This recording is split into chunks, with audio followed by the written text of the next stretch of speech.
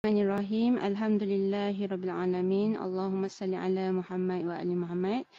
Assalamualaikum dan selamat datang kepada semua sahabat-sahabat kita yang sudi hadir pada malam ini.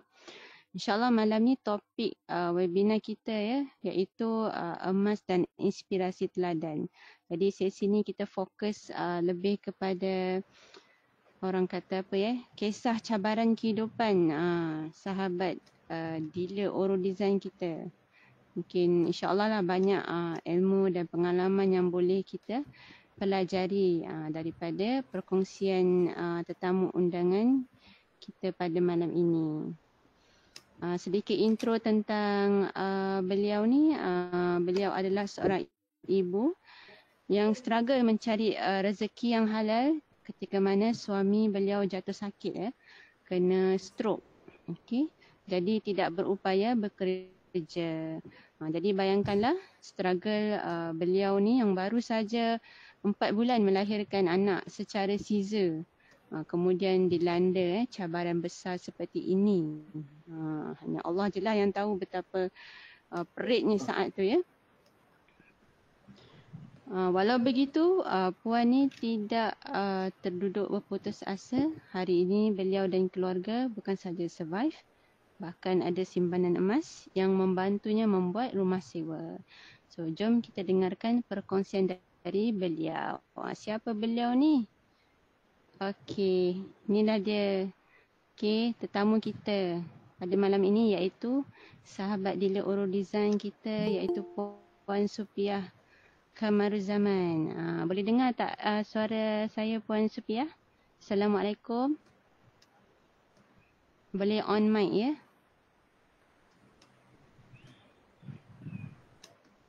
Waalaikumsalam. Tengah ada. Tapi suara puan agak putus-putus sedikit. Okey. Dengar. Lepas tu suaranya agak perlahan. Jauh.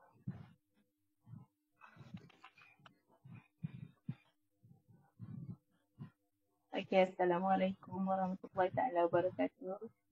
Dengar? Okey. Okey. Waalaikumsalam warahmatullahi. Ni dah jelas. Okey, alhamdulillah Puan Supiah pun dah ada. Jadi insya-Allah kita boleh teruskan ya Puan Supiah ke agenda yang pertama. Okay. Yang pertama ni boleh tak Puan Supiah kongsikan ketika berhadapan dengan situasi mencabar tu bagaimana Puan memohon bantuan Allah, membina hubungan dengan Allah. Mungkin ada amalan-amalan yang boleh Puan sharekan dengan kami. Silakan. Okey, terima kasih Puan Husnul. Okey. Kehidupan saya sebelum diuji dengan suami sakit stroke tu biasa je. Tak senang, orang kata tak susah. Sedang-sedang. Okey, pada 8 bulan 8 2018 suami saya diuji sakit stroke tanpa ada tanda. Jadi keadaan tu macam mengejut bagi saya. Kan biasa kalau orang stroke dia ada tanda-tanda dia kan. Tapi suami saya tak ada tanda tu. Dia tiba-tiba saja. Jadi macam saya pun baru bersalin secara caesar dan pendarahan berlaku dalam masa 2 bulan. Dalam masa 2 bulan tu dah okey. Lepas tu selepas raya haji, 2 minggu selepas raya haji, suami saya stroke. Permulaan stroke tu 3 minggu dia tak bangun. Saya kena jaga dia sepenuhnya lah. Makan, minum dia punya, memang tak boleh nak angkat. Memang kena jaga di tempat dia baring tu je. Pakai pampers, apa semua. Tapi suami saya memang, dia bekerja dengan masyarakat. Jadi, ramailah yang kenal dia. Biasa yang datang, saya tak kenal pun siapa. Tapi dia cakap, suami puan ni yang urus arwah suami saya, yang mengurus ayah saya. Sejak dia sakit tu, ramailah yang bagi bantuannya. Dari segi kursi roda, katil tempat dia baring. Lepas tu yang bagi bantuan pampers. Maknanya bantuan dari segi keuangan kami tak guna. Sebab yang datang tu banyak juga bagi bantuan dari segi barang. Masa tu saya memang stres lah. Sebab kita baru je okey kan keadaan. Lepas tu dengan anak kecil yang mana nak hantar sekolah, kita nak jaga rumah, jaga suami, beli barang, makan. Banyaklah benda nak buat.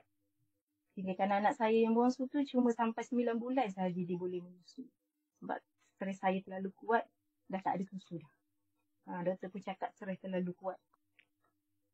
Lepas tu, dalam masa yang sama, saya tak boleh nak memandu. Saya ada lesen. Sebelum saya kahwin, saya dah buat lesen. Tapi, bila suami jadi macam tu, susah nak bergerak kan. Jadi, ada sahabat saya, dia bantu saya, dia ajar saya. Saya tak biasa dalam bandar, bawa kereta dalam bandar. Di situlah kata, dalam ujian kita ada kelebihan. Kawan-kawan yang mengajar saya, berani ke bawa kereta atas jalan. Dan sekarang ni, Alhamdulillah, 2 kali dah lepas Kelantan. Di tempat paling jauh lah tu. Sebelum ni memang tak pernah. Belajar kereta dah ada lesen macam tu je. Hidup lesen tu. Tak nak bagi mati kan. Sebab bila ambil dulu memang cakap kalau apa-apa berlaku, kita ada, kita backup lah kan. Macam tu. Tapi sebab apa yang kita fikir macam tu, Allah pun uji kita dengan macam tu. Kadang ujian tu datang dengan apa yang kita fikir kan. Lepas tu, lamalah dalam 6 bulan, bantuan tu dari semacam segi lah. Ada yang datang bawa orang untuk buat acupuncture kat suami. Lepas tu ada yang bawa suami pergi berubat. Maknanya dia punya perubatan berjalan terus. Tak berhenti lah. Lepas tu dah okey. Selepas 6 bulan tu dia dah boleh bangun. Dah boleh tolak ke bilik air kursi roda. Tapi memang sepenuhnya lah saya jaga dia. Cumanya tak tahulah nak cakap macam mana. Suami saya walaupun dalam keadaan dia macam tu, dia tetap ingat time semayang. Dia akan bagi isyarat dekat saya, ambil uduk, dia nak solat. Lepas dia boleh bangun lah. Permulaan 3 minggu tu dia tak boleh bangun, dia tak adalah minta macam tu. Tapi lepas dia bangun, dia sedar, dia boleh bercakap tu, kalau dia cakap dia nak beruduk, dia nak solat tu, dia akan istighfar. Dia sebut istighfar tapi dia buat isyarat dia nak uduk. Dia nak solat. Setiap waktu dia macam tu. Kita pun tengok keadaan dia tu macam sebab pun ada. Sebab kita isteri kan, nak ambil uduk untuk dia, tak boleh nak sentuh dia. Pakai glove. Kalau kita pun sibuk, anak lah kita terpaksa ajar anak untuk buatkan untuk dia. Untuk ambil uduk dia lah. Okey, dah lepas dia boleh bergerak, setelah 6 bulan tu, dia disahkan sawan. Sawan dia tu tak menentu.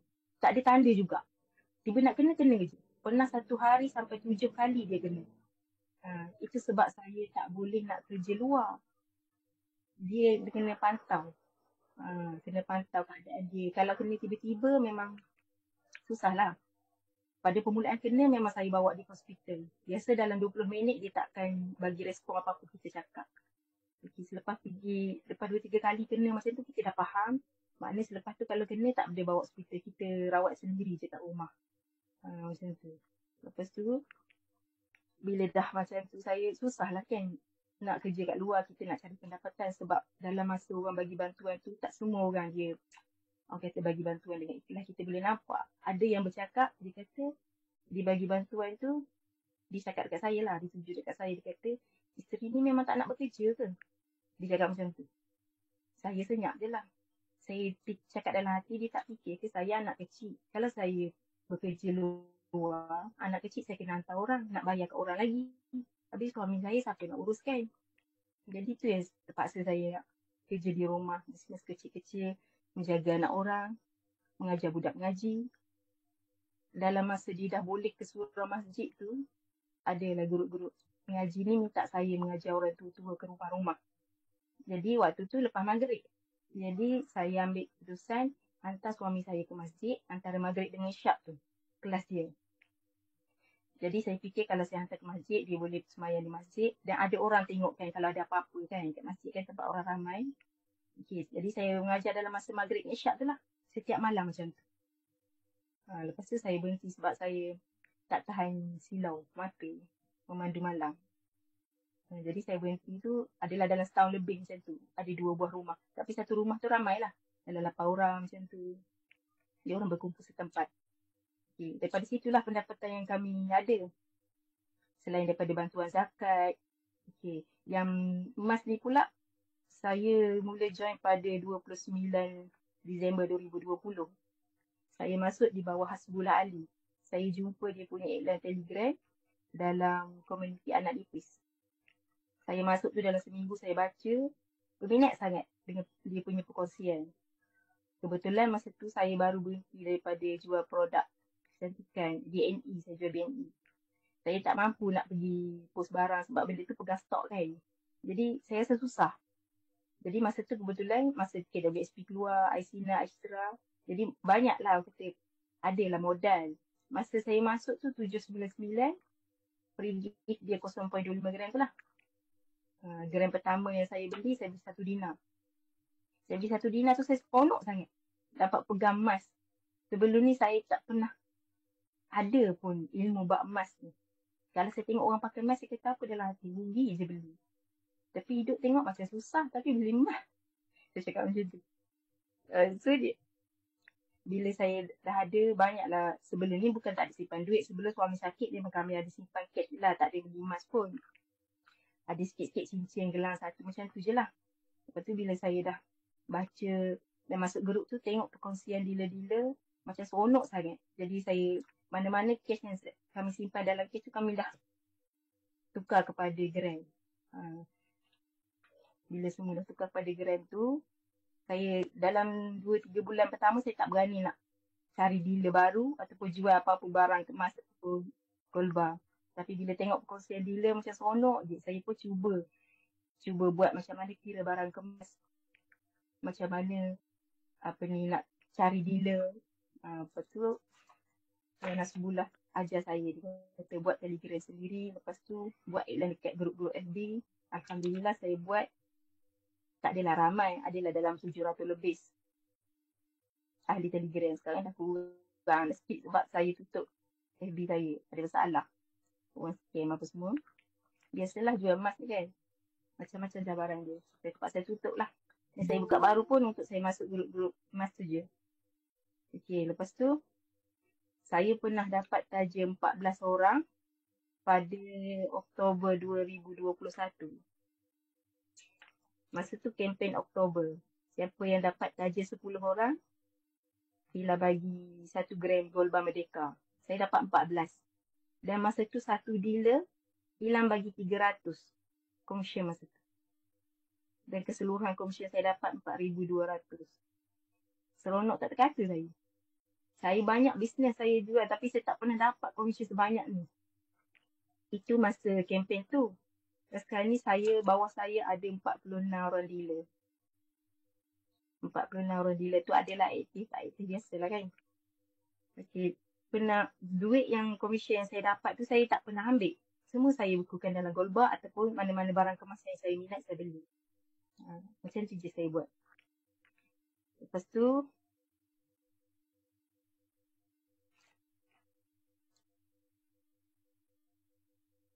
macam taja iklan dealer.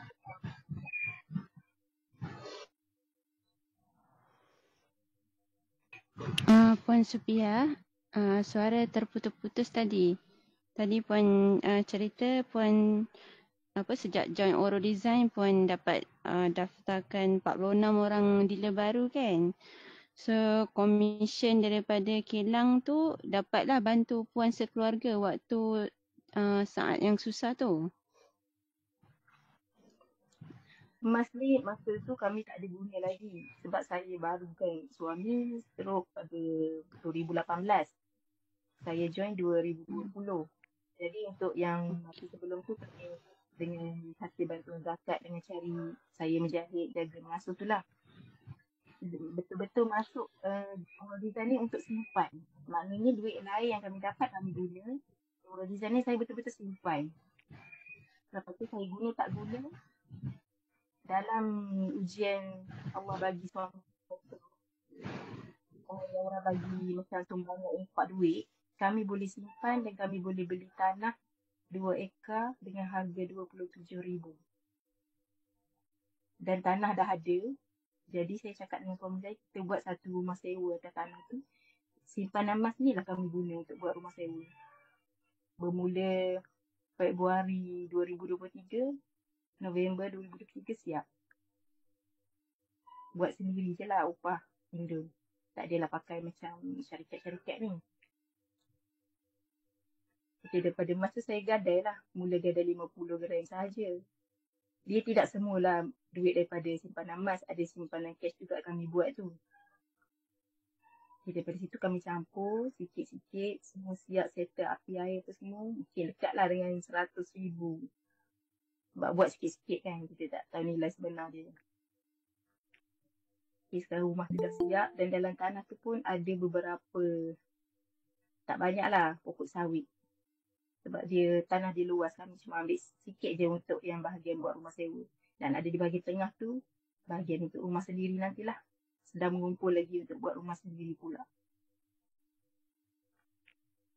Dan untuk anak-anak pula memang kami dah siapkan simpanan gram buat dia orang. Saya ada 3 orang anak, sulung 16, nombor 2 10 dan bongsu 5 tahun. Masing-masing dah ada dalam 30 gram lebih setiap seorang. Maknanya kita tak pening nak fikir kemudian nanti dia kalau kita tak ada, dia kena meminta-minta ataupun biasalah kalau dah susah kan.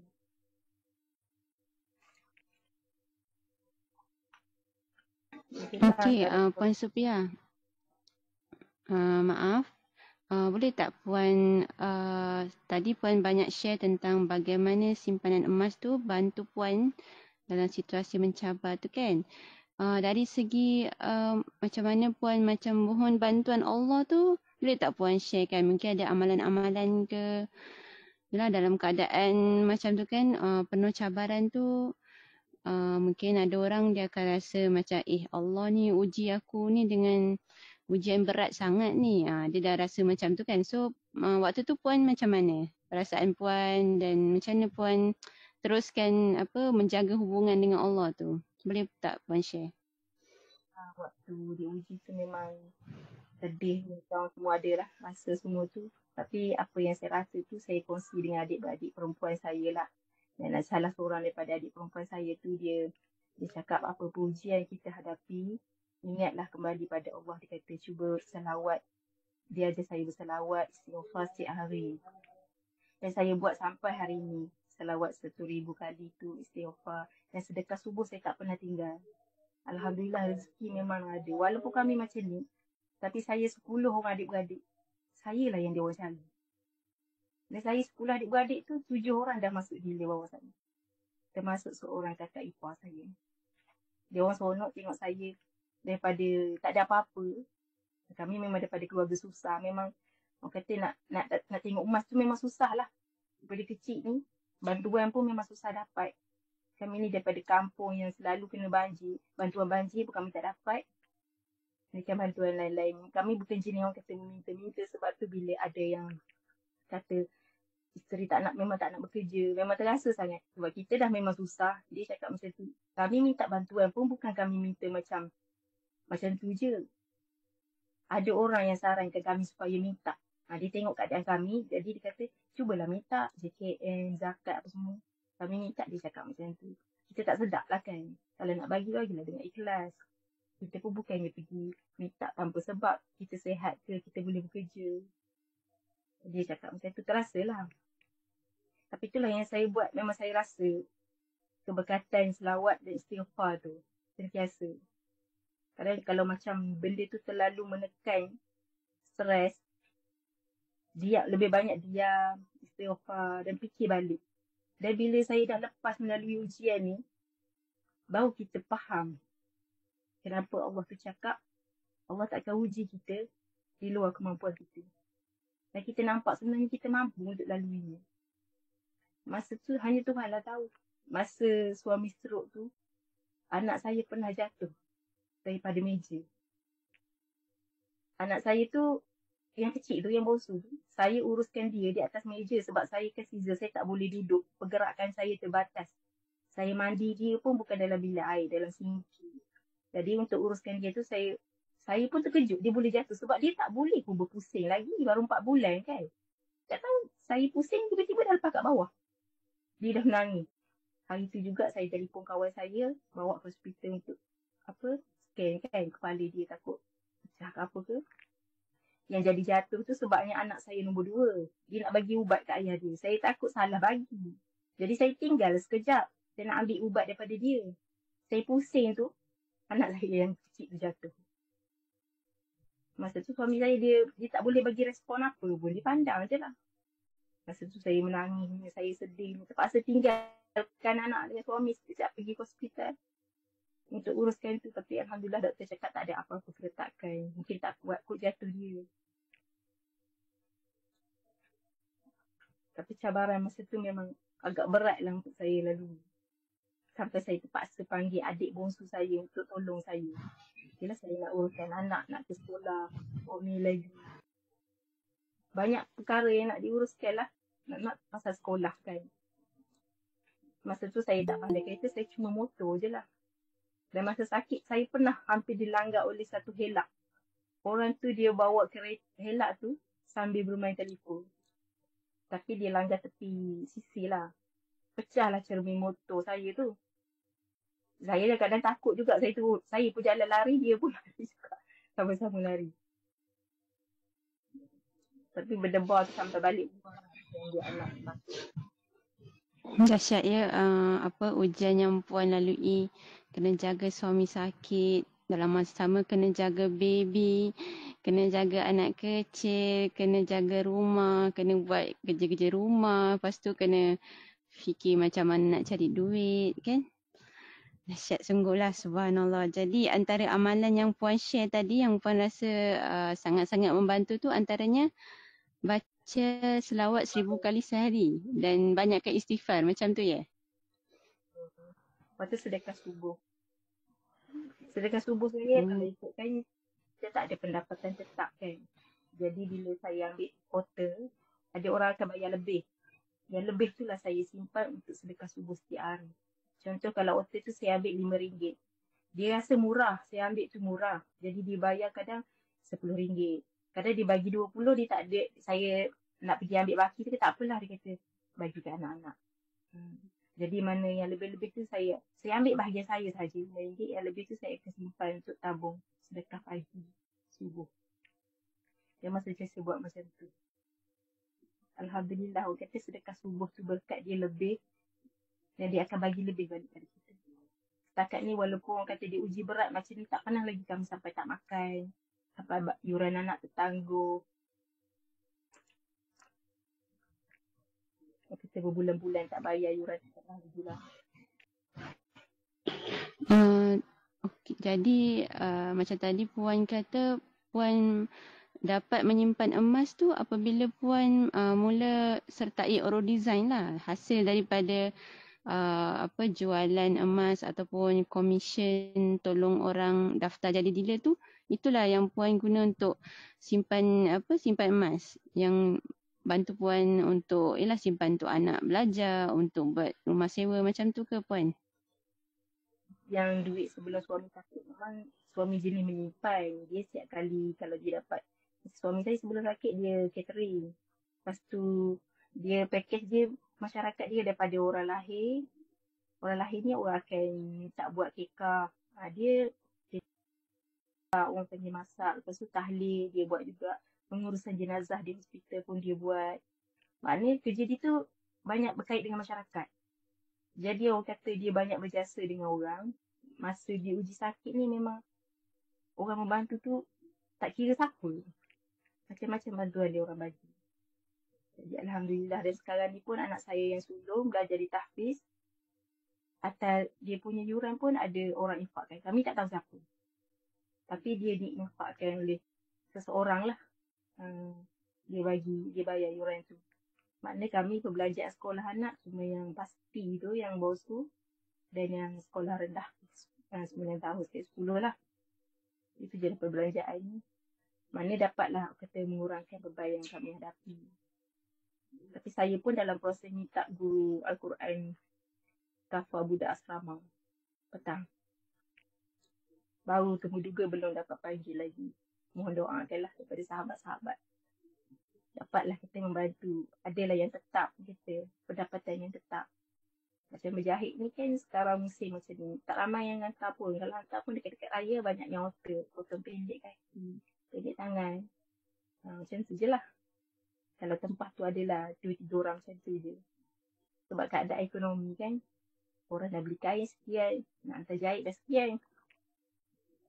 Benda tu semua kata ekonomi lah. Dan untuk kata-kata semangat buat sahabat-sahabat lain tu, apa pun nak cakap, apa pun ujian yang kita hadapi, jangan cepat mengalah, jangan mudah menyerah lah. Memang susah nak lalui. Ikut keadaan masing-masing. Tuhan tu uji mengikut kemampuan kita. Kita mampu macam tu. Jadi dia uji kita macam tu. Kita rasa tak mampu, tapi Tuhan lebih tahu. Kita mampu sebenarnya. Dan macam mana pun kita kena fikir untuk masa depan. Yelah, kita duit nak pakai untuk keadaan sekarang ni memang banyak kan. Tapi perlu ada untuk hadapan tu. Kita perlu simpan sikit. Macam saya walaupun menjahit tu tak banyak. Tapi setiap hujung tahun mesti ada. Kurang-kurangnya 5 gram, 2-3 dinar mesti ada. Yang terbaru saya dapat untuk tahun ni 10 gram. Ianya yang hasil jahit setahun. Tak banyak sebab walaupun tu saya pakai juga, saya guna juga. Tak ada lah saya semua simpan. Sebab kita tak ada pendapatan lain. Macam sebelum ni pernah mengasuh 2 orang budak, mak dia bagi 300 orang. Adalah 600 sebulan. Duit tu memang saya simpan lah. Dan separuh tu saya buat bilik jahit ni lah. Bilik tempat saya nak jahit. Dalam 3,000 lebih macam tu lah. Lebihnya saya bekukan dengan emas. Dulu suami saya tak berapa suka saya simpan dalam emas tu.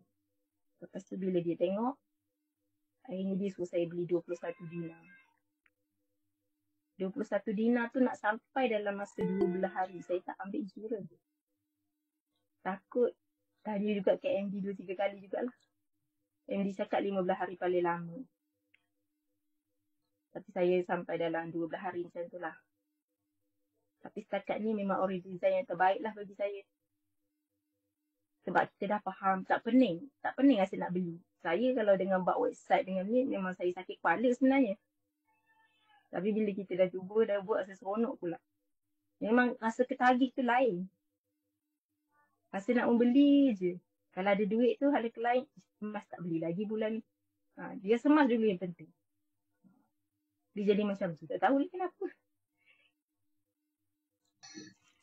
Tapi ketagih beli emas ni tujuan dia lah untuk menyimpan untuk masa hadapan anak kan. Jadi ketagih beli emas ni tak sama dengan ketagih bershopping benda yang tak perlu. Betul tak Puan Supiah? Betul. Kalau emas ni kita beli tu tak rugi. Benda tu ada. Ada pada kita. Rasa duit tu tak ke mana pun. Cuma ditekarkan saja. Kalau beli benda lain tu habis.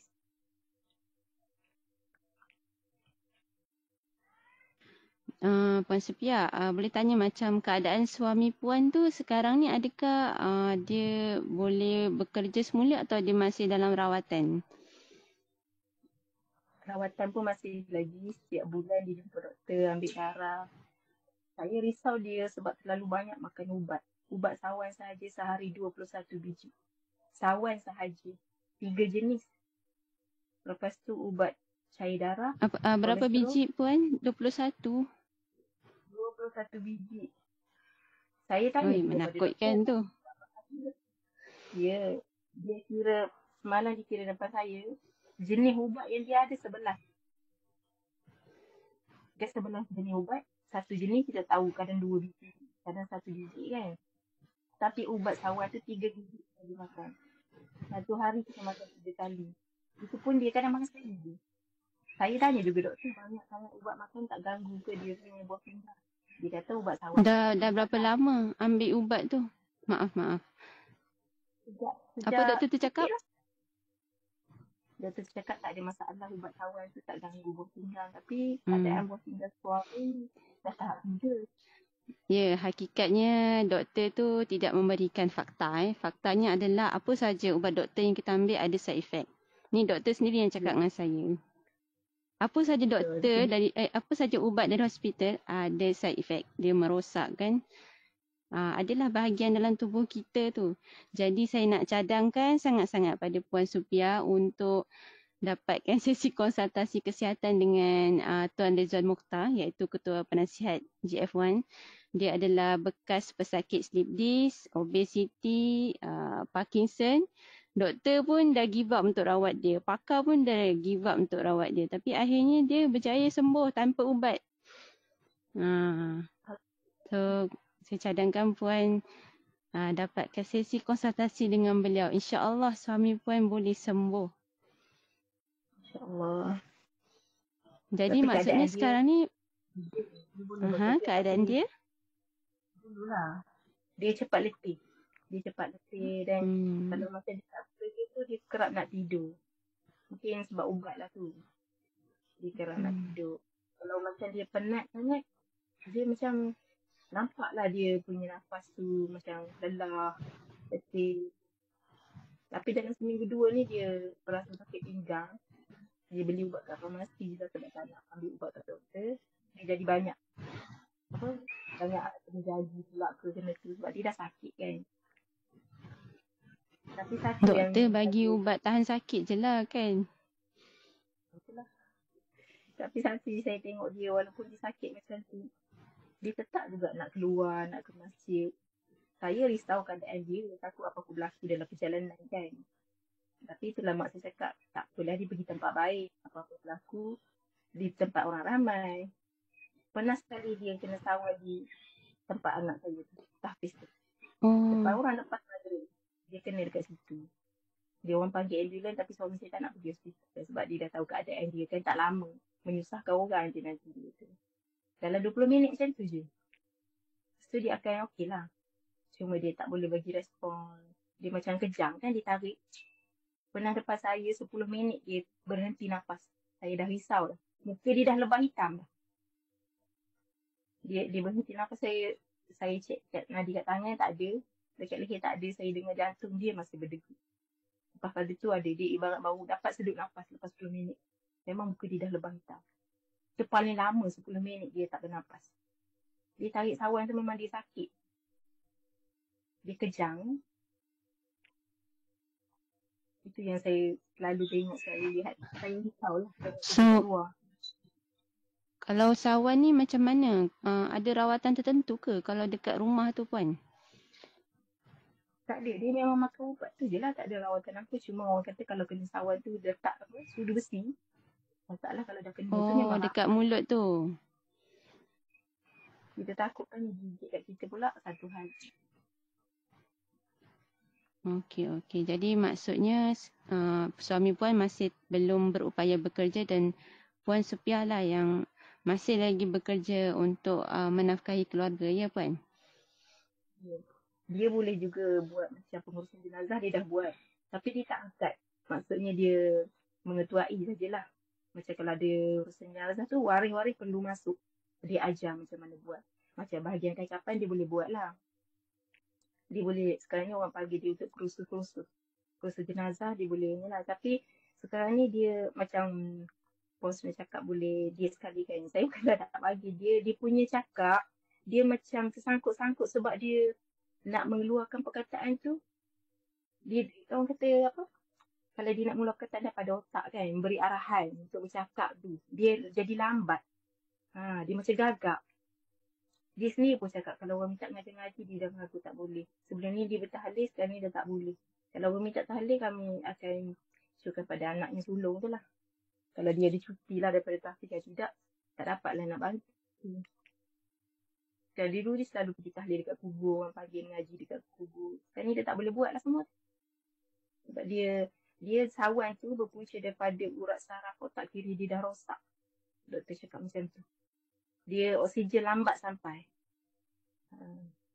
Kalau dia makan pada permulaan dulu, kita makan, kita suap kat mulut, dia boleh pergi ke lain.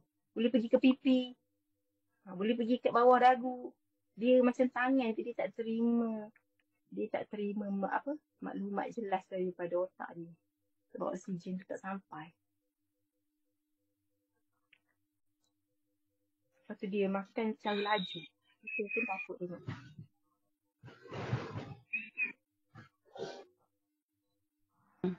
So maksudnya Alhamdulillah suami puan at least sekarang ni dia dah mampu bergerak lah. Bergerak keluar ke masjid. Kan? Pergi ke membantu orang urus jenazah sikit-sikit ya puan. Jadi Puan Supiah lah yang masih menafkahi keluarga dengan menjahit, buat bisnes emas Oro Design. Boleh tak Puan share macam mana Puan buat bisnes emas Oro Design tu? Banyak berjumpa dengan orang ke atau buat secara online saja? Sebab Puan pun banyak kerja juga di rumah kan, nak jaga anak kecil, suami. Boleh sharekan tak? Lebih banyak dalam WhatsApp dengan Telegram sajalah. FB dah kurang untuk masa ni lah. Saya anak kecil tu dah pergi sekolah. Itulah masa saya pagi tu.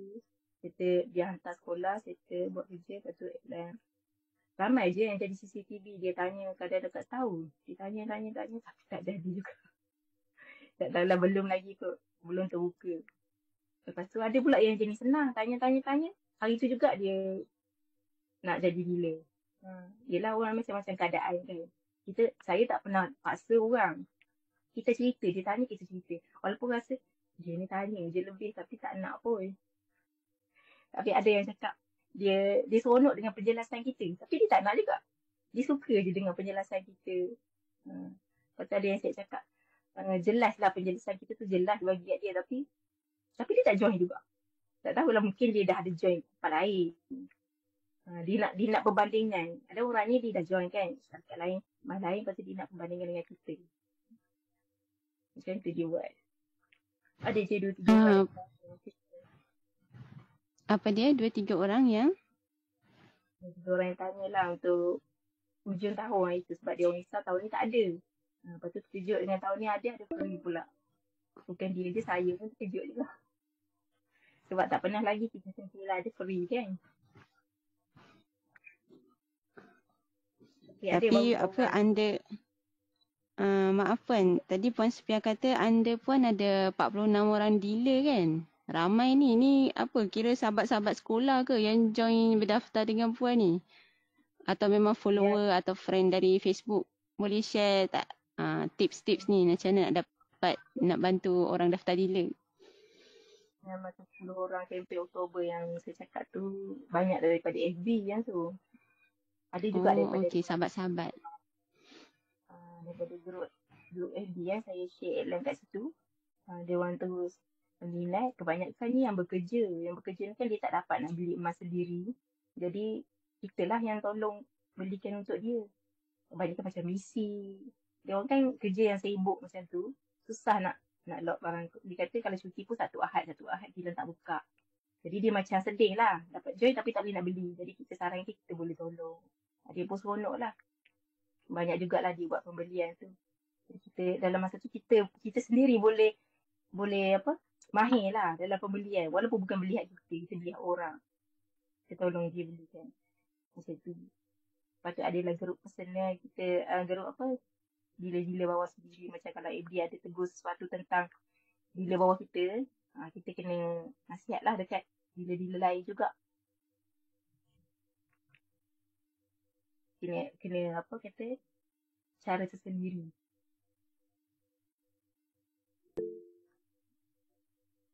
Okay, silakan Tuan Pengasas Cik Faris nak tanya sesuatu. Silakan. Okay, Assalamualaikum Puan Supiah, speaker terhormat hari ini dan semua yang hadir. Mungkin isu ataupun cerita pasal macam mana menjalankan bisnes ni kita kena buat satu hari lagi. Mungkin esok. Esok kan sembang santai kan. Esok sembang santai kita jemput sekali lagi. So 45 minit ke 50 minit tu Puan Supiah boleh ceritalah buat Telegram tu pakai konten apa, cakap apa hari-hari bangun pagi. Yelah update apa, adakah update apa yang Oro Design sediakan tu ataupun mungkin Puan Supiah ada bacaan sendiri kan. InsyaAllah esok boleh share insyaAllah. Kalau esok tak boleh pun mungkin InsyaAllah nanti sesi webinar yang lain kita akan jemput sekali lagi. Kita fokus cara berniaga Puan Supiah insyaAllah. Okay, mungkin yang balance berapa minit lagi ni kita ada agenda yang seterusnya sampai nombor 4 je Puan Supiah. Sampai nombor 4. Tapi kalau Tuan ada nak tambah ke soalan cepu emas ke silakan. uh, mungkin Puan Suka ada nak cakap apa-apa lagi? Mungkin Puan Suka ada nak kata apa-apa, ataupun nak kongsikan orang kata apa, inspirasi yang boleh menjadi teladan. Sebab tu kita buat webinar emas dan inspirasi teladan. So sebenarnya webinar yang malam ni paling penting lah, sebab kita, bagi saya lah, bila saya dengar cerita yang Puan Husnul hantarkan pada saya, submit pada saya pagi tadi, saya rasa macam ini antara dealer yang, bukan saya cakap, bila saya cakap ni bukan saya cakap semua dealer yang hari ni dengar ni tak hebat, tapi antara dealer yang bagi saya boleh dijadikan tauladan ataupun kita panggil teladan. Maksudnya yelah, orang kata adalah ayat-ayat Quran yang saya sempat ambil contoh. Contoh saya satu ayat Quran saya bacakan terjemahan ni, yang mana Allah cakap surah Al-Baqarah ayat 153 yang bermaksud, wahai mereka yang beriman, jadikanlah sabar dan solat itu sebagai penolongmu. Jadi kat sini kita dapat satu formula mana nak kata yang bila kita ada satu isu atau masalah yang kita hadapi tu kan, ujian yang Allah hantar tu, salah satu formula untuk kita atasi adalah dengan ayat Quran ni lah. Maksudnya kita sabar dan solat. Sebab Allah dah cakap kat sini, sebab kalau patutnya Allah letak solat dulu kan, tapi Allah letak sabar tu. So maksudnya sabar ni saya respect lah pada Puan Sufiah ni, sebab betul menangis, apa yang Puan cerita tadi, menangis apa semua, mungkin ada rasa terduduk kan. Yang tu biasa, manusia memang akan ada rasa letih kan. Bila kita letih bukan maksud kita tak fed up dengan hidup, tapi letih ni kita nak berehat lah. Tapi bila saya dengar cerita yang Puan Husnul cerita bagi tadi, saya rasa macam ini antara orang yang layak lah dapat title dekat ayat ni lah. Mereka orang yang beriman. So saya bukan nak cakap nak puji apa semua, tapi saya nak selitkan hidup kita. Sebab grup GF1 bukan semata-mata nak sembang pasal esok harga emas naik boleh fusi kat emas, tak. Kita nak cerita yang seseorang tu kalau dia dapat faham apa yang dia buat dalam hidup dia tu, nampak. So dia tahu bila dia dah jumpa Oro Design tu, di Oro Design ni aku boleh survive, aku boleh hidup. Dan apa yang kita berniaga tu adalah benda yang paling penting buat masa sekarang ni. Dan 5,000 tahun dulu pun emas ni penting sebab dia adalah duit sebenar. Ramai orang cakap emas ni mungkin barang kemas saja kan. Tapi Puan Sufiah dah menunjukkan emas boleh meneruskan hidup. Berniaga emas boleh meneruskan hidup. Dan alhamdulillah boleh beli tanah, buat rumah sewa, dah ada income. Dan insya-Allah kita doakan boleh buat rumah sendiri. Dan tadi Puan Sufiah pun ada cari kerja tetap, kita doakan insya-Allah. So grup JF1 ni adalah grup saling orang kata apa, membantu dan mengangkat masing-masing diri masing-masing. Sama-sama kita angkat. Sebab kita mungkin ada yang pernah dengar dia orang cakap, siapa JF1 ni tak berjaya pun, kenalah berjaya dulu barulah boleh angkat kami semua.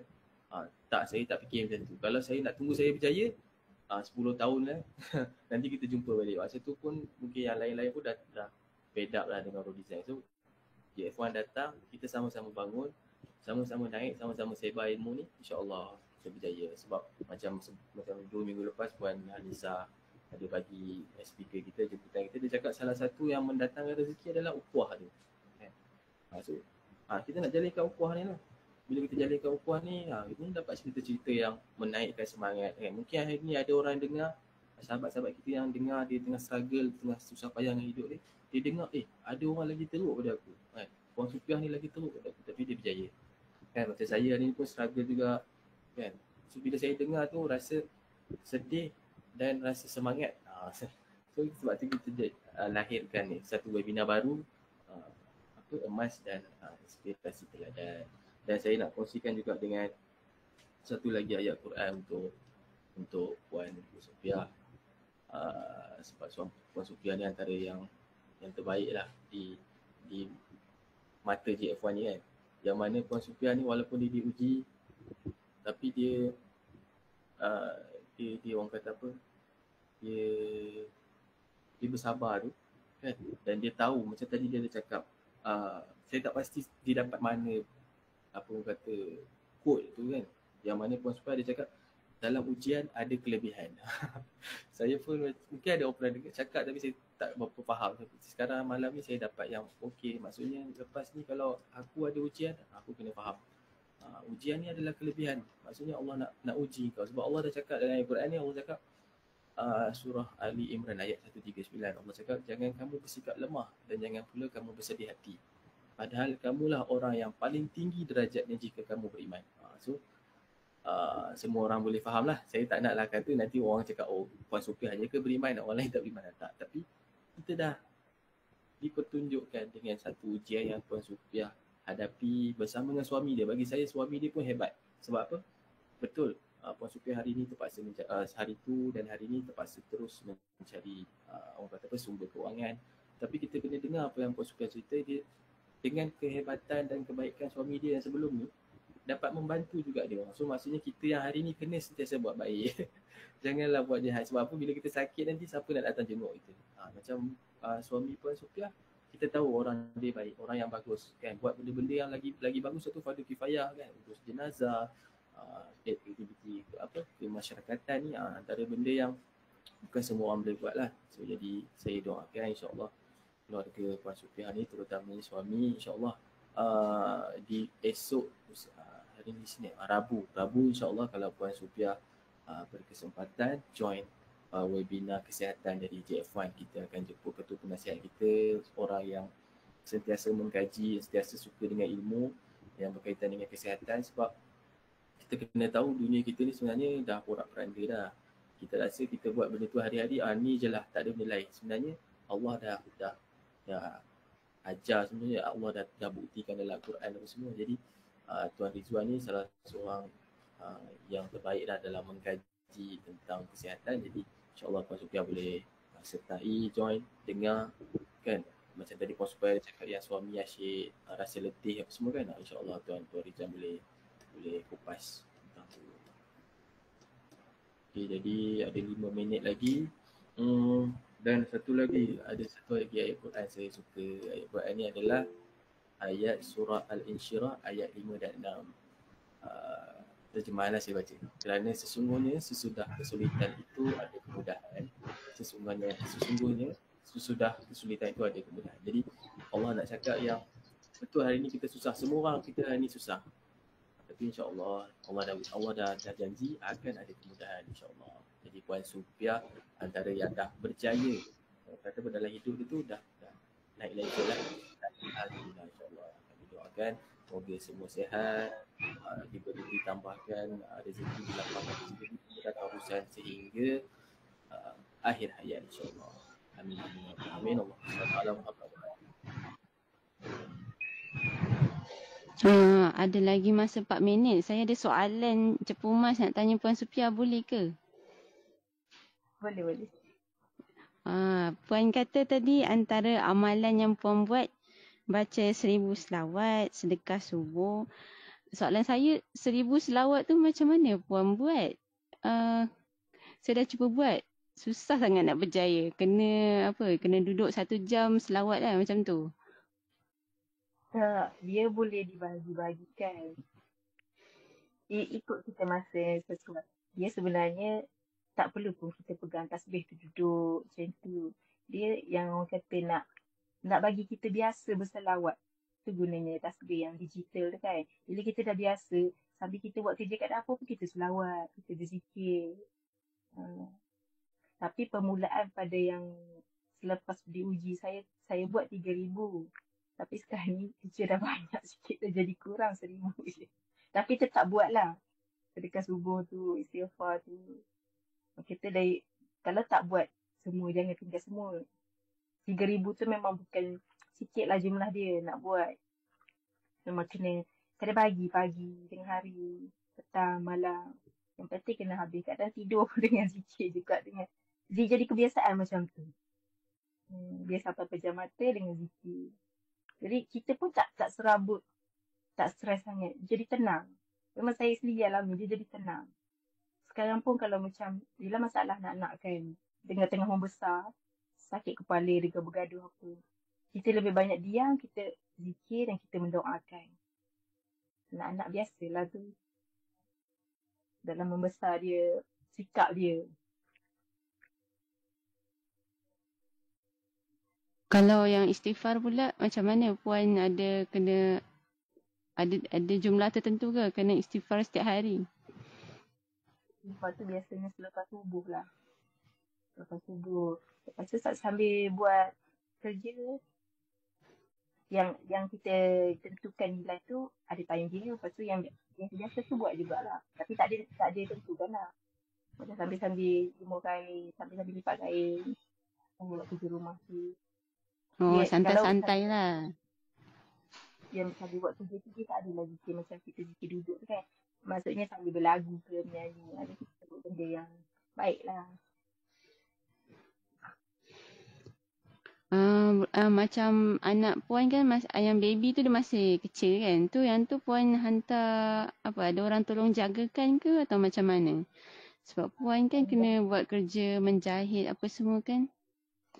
Dia 6 tahun dah. Oh, dia dah besar dah? Dia 2018 lahir. Sekarang ni dah 6 tahun lah. Oh, okey. Alhamdulillah. Alright. 8 ayah dia stroke. Dia 4 bulan masa tu. Okey. Alhamdulillah. Terima kasih banyak Puan Supiah sudi berkongsi. Sebenarnya ada lagi banyak pertanyaan tetapi kita tinggal 1 minit sahaja. Terima kasih juga kepada semua sahabat-sahabat yang sudi hadir malam ni, meluangkan masa mendengar perkongsian Puan Supiah ya. Kita sama-sama ingat pesanan beliau, kalau kita diuji jangan mudah menyerah kalah, dan kita harus ingat Allah Ta'ala menguji mengikut kemampuan hambanya. Banyakkan istighfar, banyakkan selawat, insya-Allah kita akan rasa lebih tenang dan Allah Ta'ala tunjukkan jalan keluar. Okey semua, sekian. Assalamualaikum.